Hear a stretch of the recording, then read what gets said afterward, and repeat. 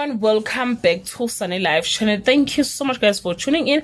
Well guys, I'm back again with them so stories, and today talking about Sibongile and the Dlaminis. Guys, namhlanje ke sikhulumeni phela ngo Velephi.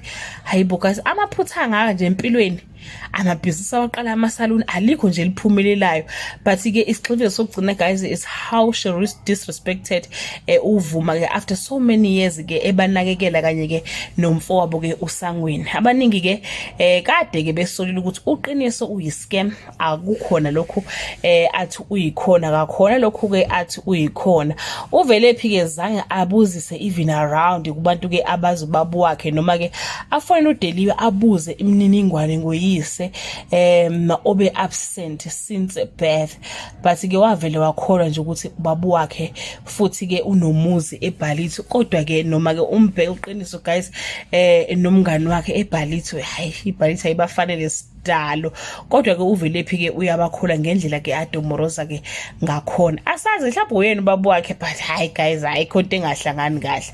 On the previous episode simzwile ke guys ukuthi ke umuza kuwona ke owakhe ugadele umuntu othize.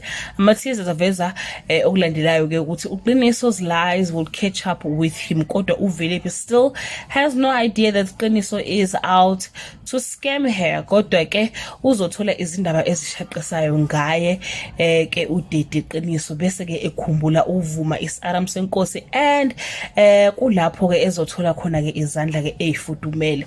Sobela kuvuma afika khale uvuma amukele athi wena umntanawe bla bla bla bla bla, but ke guys uqiniso kuleli viki ezoqala uzomgila uVelephi. uVelephi nje guys akafunda isifundo kulempilo yakhe. Siyathemba ukuthi ke kuzoba isikhathi ke esahlukile ke kuye ke this time, kodwa nje ayicha bandla Nkosi yami. Umzwe sebiza ke uba uvuma sembiza ngobaba kaSibongile, ngabona ngathi hayi sekubhede ngampela ke manje akasenandaba akasamboni nokumbona. That brings us to the end of this video. Do leave your comment below and share your opinion. Bye.